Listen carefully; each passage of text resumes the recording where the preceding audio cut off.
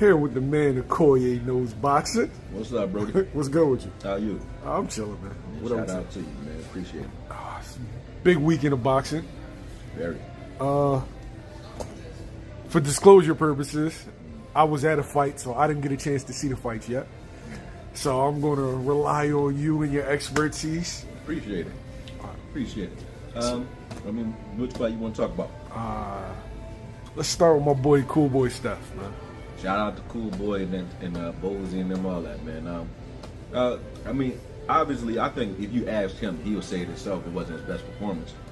But I know he fights better than that. Like, every time I watch Cool Boy, he had multiple styles. You know, I mean, he could do a little bit of everything. But you could see it right when he walked in the ring, and even on the scale before that.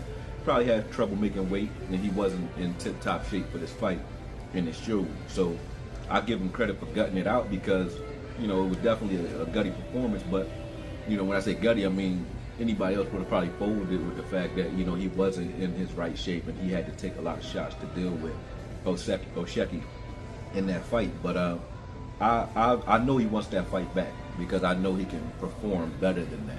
But he's also at 130. You know, you never know if the new weight. Maybe he thought he can, you know, he can cut a little bit differently because he's at a higher weight, and he's also a little older too. So, you know, cutting that, you know, 21, 22 we just talked about is different than cutting that 30. You know what I'm saying? So you just got to retool and figure it out at this point. But I'm not down on him, and I don't look at that performance as a litmus test as to his skill set because we all know Cool Boy is definitely better than what he showed against Oshaki. And you know, no taking nothing away from Foster. You know, he fought the fight he needed to fight. You know what I mean? But I don't think he got pushed in this fight, and it wasn't because Cool Boy isn't on that level. It's because he just wasn't prepared as well as he wanted to be for that fight, I don't think. But hats go off to both fighters. I'm glad they both got out there safe, healthy, all that. Shouts go out to Cool Boy and his team. You know, Bowsy, I love Bowsy and what they do. So they'll be back, they'll retool, and I look forward to seeing him again in his next situation. Everybody says that it was a really, really bad performance, right? Mm-hmm. So, of course, you know, with bad performances and with losses in general comes a certain level of scrutiny and criticism. Mm. How do you deal with that? You gotta stop. You know, if you're looking outside yourself for validation anyway, you always gonna have problems with the critics. So you really gotta go within and stop listening. I've been criticized like crazy with certain things I've done outside the ring. You know what I'm saying? And I had to deal with that. Like I was, you know, up at one point, got robbed all crazy, lost everything, had to bounce back, do all that, right? And when you in those type of situations, you got to listen to the voice that's in here on your own, because you really can't seek it from outside yourself because you're not gonna get it. Everybody outside you're gonna tell you, you know, whatever their opinion is, good or bad, it shouldn't matter. You know what I mean? I don't get up off nobody else's opinion, and I don't get down off nobody else's opinion. It is what it is. You know what I'm saying? So, you know, I know he knows that wasn't his best though. So that's where he should find. That's where I will find my motivation. I'm not trying to tell enough grown men what to do, but we know that wasn't the best Cool Boy Steph performance. He know he wasn't in tip-top shape. So if somebody beat me and handedly when I know I did my absolute best and I couldn't do nothing with it, then I will feel a little bit different because then I'll feel like, oh, well, maybe it's time to retool things. But that wasn't his best. I would like to see, honestly, him fight somebody like Foster or Foster again down the line when he's in the right shape and see what happens then. Because I had this fight being like a 50-50 fight. I thought it would be an interesting fight going into it. And I think even with him being able to go 12 rounds in not the best shape, I know if he was in tip-top shape, it would have been a better fight automatically. Certain things you can't do. Like sometimes when you're not, like I'm older, I be thinking I could do certain things I could do when I was 20 when I was fighting. So I'll tell you sometimes like, I do such and such and so and so. You like, no, because I'm older. So certain things when you're not in the same shape, you think you can perform a certain way, or certain things ain't clicking the same way. So you might get told to do something that you routinely used to be able to do or normally can do, and it's not firing off the same. So I would just like to see him when his timing is right, when he's not rusty, and when he's in the right weight. And I think that would be a much better performance. But, you know, the thing I would say to him is like, yeah, fuck everybody, man. Don't get too down on what nobody's saying because you're the only one in there risking your life and giving up blood. So fuck what anybody got to say, including me, for real. I'm giving you my opinion on what I saw respectfully. But it really don't matter what nobody got to say about what you got to do in that ring. You know what I'm saying? He knows what he did or didn't do preparing for that fight, and only he knows that. So he'll retool and he'll come back better. Is this one of those times where you got to have a come to Allah moment? You know, he's Muslim, so Yeah. a come to Allah moment and look at yourself in the mirror and be like, yo, you know, I have to carry it this way.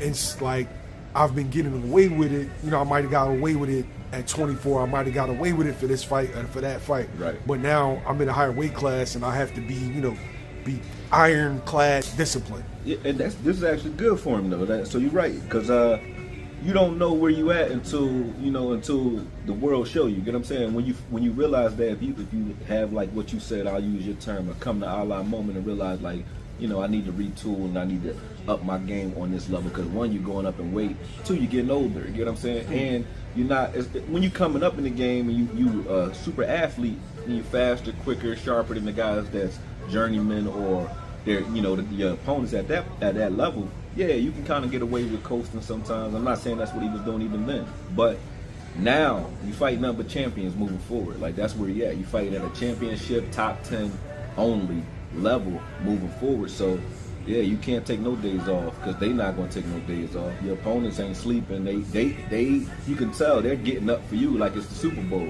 So you got to get up for them the same way, because you're gonna get everybody best Sunday punch, especially with the prowess that Philly fighters get, you know, and the resume that he has.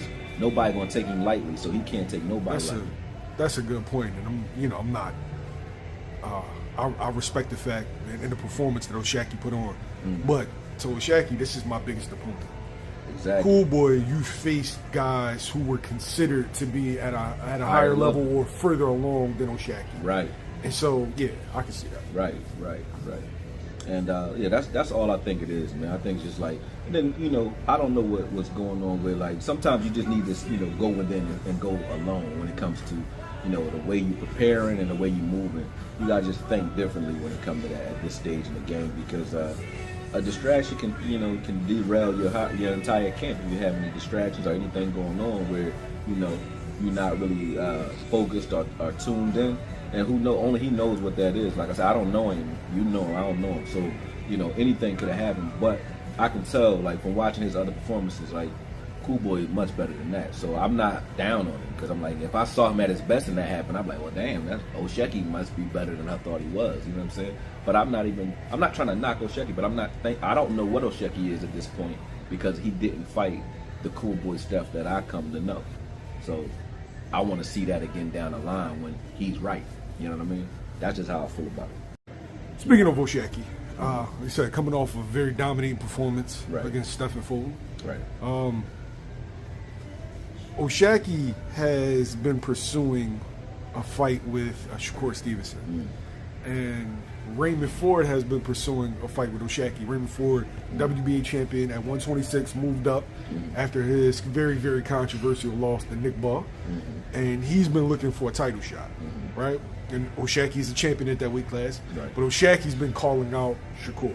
Right. And Shakur is basically saying, like, I'll give you a shot when you give my man Raymond Ford a shot.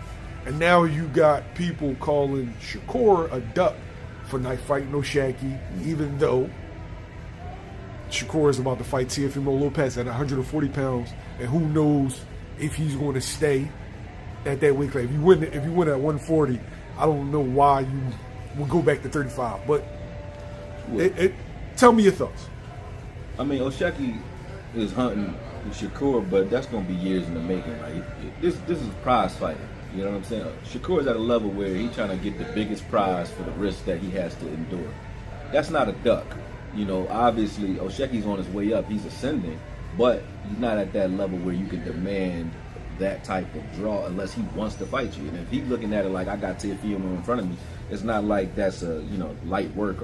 A duck is when I'm trying to fight bums and tin cans. Shakur is a prize fighter trying to make the best bang for his buck. As you go up in the game, in any business that you in, it's not just you. You know, so as you grow, you got different nutritionists, you got, you know, cut men, you got trainers, you got managers, you got a whole army of people that's around you that's all dependent on you. you not only want the best payday, but you want the best risk to payday reward. Get what I'm saying? So if I know I gotta fight two guys that are just as risky or in the same sphere as risk with Oshaki or Teofimo, but I know one guy I'm gonna get paid more to fight, I'm taking Teofimo all day because of the name. You know, that's not a duck. Plus they had a different weight. So to ask me to come down to fight you or make any concessions to fight a guy that's still trying to prove himself, you don't got the leverage to even demand that type of situation. So if you want to jump up to 140 if you're Oshaki, do that. But I don't think you should this fast. You know what I'm saying? So that's the only way that fight even makes sense. If I'm Shakur, I'm not coming down to nothing if I'm already at 140. The money at 140 right now anyway. So why would I come down to 35 or meet you at a catch weight to fight you when you try and prove yourself? He does have a belt at 135, but like I said, fuck that belt. He's moving up to fight for the WBO at 140, and he's going to vacate that if he wins. He's not going to keep that belt. Of course, of course he's going to lose. He coming back. Yeah, but of course he's going to vacate. That's the play. I got the belt. I'm secure here. If I lose at 140, I lost at 140. Who cares? I go back to where I'm good at, and I keep the belt at 35. If I win at 140, that belt at 35 getting vacated. So what do it matter? So the only way that Oshaki fight even makes sense in Shakur mind is if he already thinking I'm gonna lose. Why would he be going into a fight thinking he about to lose to Teofimo? Because that's the only way he coming back at 35. So it don't even make sense. So I understand the ask on Oshaki's part. You know, closed mouth don't get fed. You got to do it. But it ain't gonna happen. You know what I mean? For me, I'm just surprised with. And of course, Oshaki's not doing nothing wrong. It's prize fighting for him. Yeah. Shakur Stevenson is one of the best fighters in the world. Is going to bring you the biggest payday possible. So of course, pursue that fight. Yeah.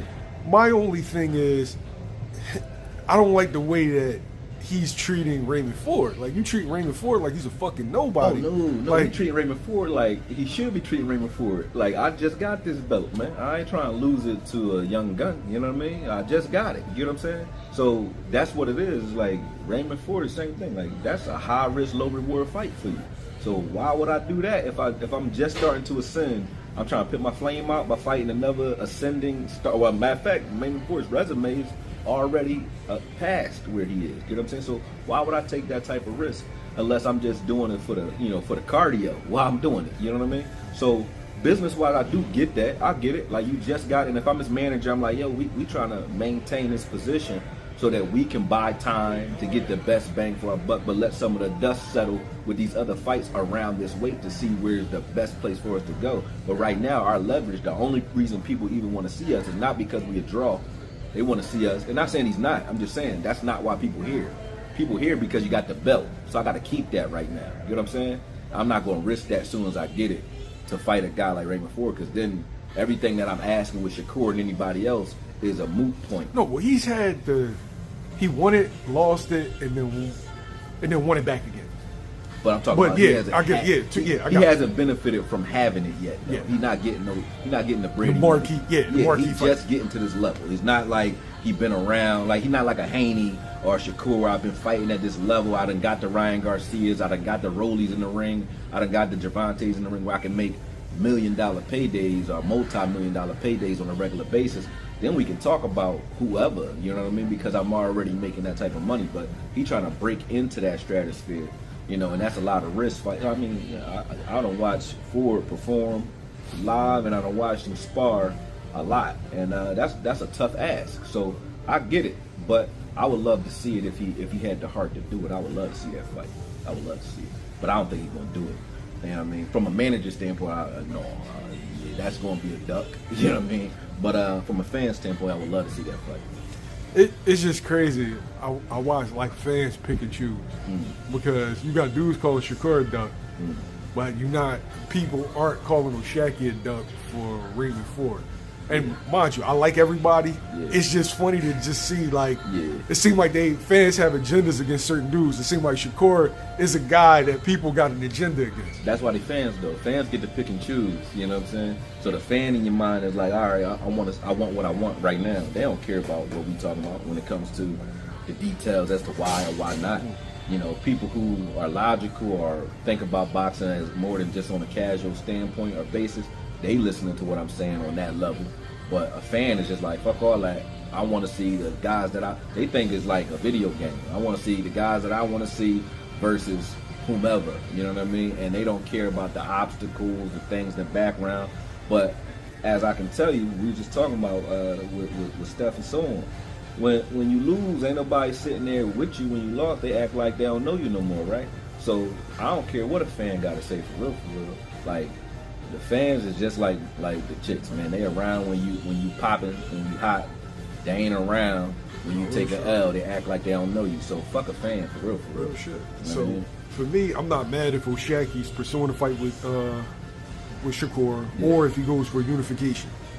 But like a fight with Raymond for it, that is a good fight. But like you said, it is dangerous. Yeah. Raymond's doing what he's supposed to do. Yeah. Oshaki's doing what he's supposed to do, and Shakur's doing what he's supposed to do. Exactly. Lamont Roach, Angel Cruz, ended kind of controversially. I got people saying that Lamont got robbed. I'm saying people, and you know these are people whose opinions I respect, saying Angel Cruz should have got the W. Some people saying it was a draw. What did you say? You know what's crazy, bro? I use FanDuel, right? And I don't have DraftKings on my phone. And I started trying to download DraftKings on my phone right when he was walking out because I had just gotten the crib. I didn't get to bet on the fight. Yo, I was going to bet Roach if it was good odds, right? The odds for the win, I didn't really care. But when I scrolled down, I saw it was plus 1,400 for the draw. I was going to put $100 on that, bro. I couldn't get the betting in time. Oh. I swear to God. But you know why? In a PBC fight, the Al Heyman draw is more probable than anything else. I said, damn, this really might be a draw though, for real. And it really was a draw. I mean, based off the way it went. When you look at the first 6 rounds, if you had it 4-2 Isak plus the knockdown, you probably was accurate somewhere in there. You couldn't have it 3-3 in my opinion. I think that first half of the fight, Isak definitely outperformed Roach, whether Roach wants to admit that or not, which he probably won't. Second half of the fight, Roach did change Isak's game plan by, like, in the middle of the fight, he had him on his back foot. I think he was hitting him with these check left hooks. Every time he hooked, he would catch his hook with his right hand like this and sweep across with a check hook. And it was a beautiful strategy, and it took Isak out of his game because Isak is a hooker. Like, he likes to just throw hooks. They say don't hook with a hooker, but Roach had a good game plan for it after getting caught with one and getting dropped by one. You know what I mean? He had a good game plan for it, and once he composed himself, he started to establish it. So he did in the middle rounds. I think he swept him in 3 rounds in the middle of the fight, and then at the end they made a split at the end of that fight, depending on how it went. But without that point, it's a split decision victory about the point loss. Yeah, it's a split decision victory for Isak without them removing that point. Now, with the point, it is I can see it being a draw. You know what I'm saying? So, as it played out, it is. I don't have a problem with it being a draw. And for those who say that Isak got cheated, I can see what they're saying because the point deduction, it looked like it was get back for the ref because he didn't get hit low when he took the point. He hit him right on the belt line on his side. That was a legal blow. It wasn't an illegal blow. It wasn't like he took the point for holding, which they did a lot of, both of them, off of headbutts, which Isak did do. You know what I mean? He didn't give him a point deduction for any of those things. Like, he had shoulder trucked him in the first half of the fight. He headbutted him a couple times, but he never got a warning for any of those. The blow that got the point deducted wasn't an illegal blow. So I can see the people who like Isak saying, hey, he got cheated in that regard. Okay. But as it played out, it was a draw. Without that, I see it being Isak's split decision. You know what I mean? And for Lamont Roach, he said, what do I got to do? You know, what I got to do to win? If you trying to take somebody's belt, especially when they got somebody they heavily invested in, you got to kill them. You got to go in there and pull a Bernard Hopkins versus Trinidad type of performance. It can't be no question about who's winning this fight. And he left it up to the judges when he allowed Isak to dominate the first 6 rounds. If he would have stayed, I think if he would have changed his game plan early and he started using that check hook a little later after making Isak have to walk him down, meaning in the beginning of the fight, be on your toes, be behind your jab, you're gonna waste a little bit of energy doing that against Isak. But be behind that jab and try to pad, so get some rounds in the bank early, so that you know in the second half of the fight he got to keep stepping to you. When Isak started fighting off the back foot, that should have been bad for him, because if he was down, he wouldn't have been able to do that at all. His trainers would have kept telling him, you don't got no leverage to be fighting off the back foot trying to show that you can box. You know what I mean? Really, you got hurt, so you don't want to keep trading with the bigger guy. I get it, but he wouldn't be able to afford to do that if you would have stole those first couple rounds. But getting dropped and making those rounds close early against a champion, you're going to lose that every time if you're not the money guy. They know there ain't no money in you right now because they not invested in you right now. They invested in Isak because he's the champ. You know what I'm saying? So you got to go take that.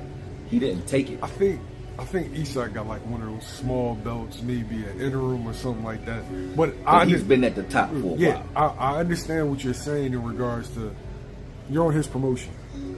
You're fighting a Mexican in San Antonio. You hear every time he threw punches, they roaring. They here to see him. You know what I'm saying? Yeah. They're investing in Isak. Whether he got a big belt or not, he's a guy that's fighting. He's fought the Devontae. He's fighting these guys, the Rollies and everybody else. Like, he's a guy that they know they can make big money with when they need to. And he's a guy that they can get behind. So if you're not that guy and you want them to give that, they're not going to give you shit. You got to come take it. And he didn't take it. You know what I'm saying? You could try to say he took it against Gervonta, but even in that fight, it's like, if I got any question about whether or not you won a round and you not the guy, you ain't win that round. If it's any question, you ain't winning. Just, you got to think like that. You know what I'm saying? And it used to be that trainers tell you that. Like, I remember listening to, like, I love Emmanuel Stewart. I remember listening to him. He'd be in the corner telling you straight up, like, they not going to get you know what they about to do. We in Vegas. They'll say it in the corner. You know what's up. Remember when people used to fight De La Hoya? You know what's up. Like, you already know what it is. So if you know that, we all know it. Don't get in the ring after you fight a good fight, but you know you left some on the table. Don't get in the ring and start talking like, you can say what you want, but you get in the ring and you talk like somebody stole it from you, when your job is to come in here like the Grinch, man. You gotta come take it. And he ain't do that. But so a draw, to me, a draw is like, that was a blessing for him, because it should have been a split decision loss in my opinion. But if it's a draw, I think that's a win for him. You know what I mean? Because you got the draw, you didn't get an L, you know what I mean? And you get to move on and try to take somebody else's belt, you know, later on. But do you go back to 130 where you're the champion? Or, as a matter of fact, he had to vacate the belt. So, yeah. I mean, as big as he was there, I wouldn't. He looked comfortable. He looked strong. What do you campaign at 35 with the Tanks and the Abdullahs? I don't think Tank about to do nothing. Abdullah, those guys. I'm looking. If I'm him, I'm looking for a name that has an ego. You know what I'm saying? Somebody that's crazy enough to want to fight me, right? Like a Keyshawn or Abdullah. One of those guys a year from now, maybe, you know, next year, somewhere in there. That's what I'm looking for, because he need a name that got the bravado that thinks that they can take it. You know what I mean? I wouldn't try to fight, you know, too many tune-ups. I would just stay busy, you know, stay busy enough. But I'm looking for one of those young guns that's crazy enough to fight me if I'm him. That's what I would do, because he got it, and he got good punch resistance. I could see the strategy in there. I like strategic fighters. You know what I mean? So when I watch a guy that's just going in there like a rock'em sock'em robot, I don't really care for that too much. I call that selling blood. But when I see a guy adjust mid-fight and do certain things to either handicap or take certain things away from another guy's game, I love that. And I like Roach, because I didn't know who Roach was really, you know what I mean? But after I watched him fight Gervonta and watch how he maneuvered in that fight and how he adjusted to his style, I like that. And then I saw even with Isak caught him with a left hook, because he kept, like I said, holding the phone, thinking that he's safe, and he got caught with a short shot, right? But he was getting caught early with those short shots. And then by the second half of the fight, Isak couldn't land none of that at all. So that means he can adjust on the fly, and that means he got a long career if he so chooses. You know what I mean? He got a long career and a bright future in this game. But he got to start finishing guys, man. Get him out of here, or change your strategy to a point where you use those legs that you got, because he got strong legs and he can move better than he looks. But he like fighting in the phone booth like Philly fighters. We do that too here. You know what I mean? We'll walk you down instead of boxing when we know we can box. So I think he should box more early and then start walking guys down after they're a little tired, after you wear them out with your jab and do some things. He stepped to Isak too early. He stepped to Gervonta too early because in my opinion, his bravado and his punch resistance is his detriment because he's not scared of nobody. So he's not scared of what you got to offer, and he feel like he can take it, so he'll walk straight to you. But he should wait.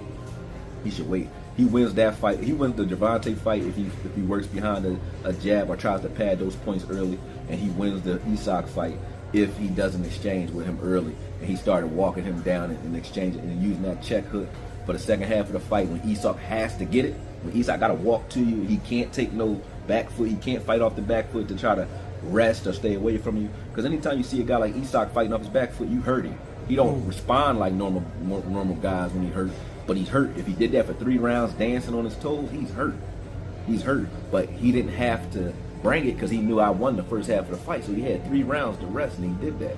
He wouldn't have had that to rest if he knew he was down already. You know what I'm saying? He would have had to come after you. And then he would have did what everybody wanted him to do and nobody thought he could, which is knock Isak the fuck out. He would have knocked him out if he would have padded those points early. It's not about how hard you hit. It's also strategy. So if you make a guy have to come after you, not because you hurt him crazy in the early rounds, just because he knows or he has a question as to whether or not he's even in the fight in the second half of the fight. His trainers have to tell him, you got to go after him. Leave no question that you won this fight. So that means in the second half of the fight, Isak would have been applying pressure and walking into those shots, and then he would have got the fuck up out of here. You know what I'm saying? You let him go. You had him on the hook and you let him off because you exposed your hand too early. You know what I'm saying? You know, you see a young boy walk up to a crowd of motherfuckers talking shit. You be like, he either got a gun in his pocket, or he got a crazy ass family or something. Because he's showing his hand too early. What's up with him? You know what I mean? The crazy thing is I had a situation like that. Right? The situation is young boy double park. Yeah. And I had to make a play, so I had to park. Like basically, I had to get out the car, and I had to walk halfway down the fucking block. So as I'm coming back, right, I see him, he's getting into his car and he's driving towards me. And mind you, I'm already mad because I gotta walk half a block. But young boy's gritting on me. And I'm basically in my mind like, what the fuck you gritting on me for? Right. So we lock eyes and he basically like, what's up? I'm like, yo, what you mean what's up? What so happened you looking at to me? this, though? Huh? No. He was double parked, right? And mind you, he's in the car though. Right. And like, bro. Oh, you blocked him in. No. He's double parked, so he's blocking me from going. So he's like, "What's up? You gritting on me?" I'm like, bro, like you saw me behind you, like. Yeah. But like whatever. Right. And then he kept going back to the conversation, like he kept kind of like as I'm walking off, and you know at the time I'm like 37, right? Right. I know you got a gun on you. Yeah. Like that's the only reason. Like you're a young boy, you extra brave right now. Yeah. And I'm like, young boy, go ahead. Yo. Yeah, you already know what he is. But he showed his hand Yo, too early. yeah. You know what I'm saying? I'm like, young boy, go ahead. Yeah. Yo. So shout out to the YNs. yo, as he gets down the block, like he goes to turn the corner, all I hear is shots. Right? Oh, he lit it up in the air. Yeah, but I'm smart enough to know when some shit's coming at me, or when you put the shit in the air. We was working at we was in South so it's like for the years. You know what I mean? So it's like, young boy, like you probably just got that gun. That's that bad. Like you just got that gun. Like you feeling invincible. Yeah. The problem is the gun don't have a force field. Like shit they come ain't back stop to making them when they made yours, dog. Yeah, but they don't be thinking, man. And I think Roach is like that. He ain't scared of nobody, and he ain't thinking. He's a good strategist though, but I think he should have applied that strategy in the second half of the fight, not the first. But only he know he was in there.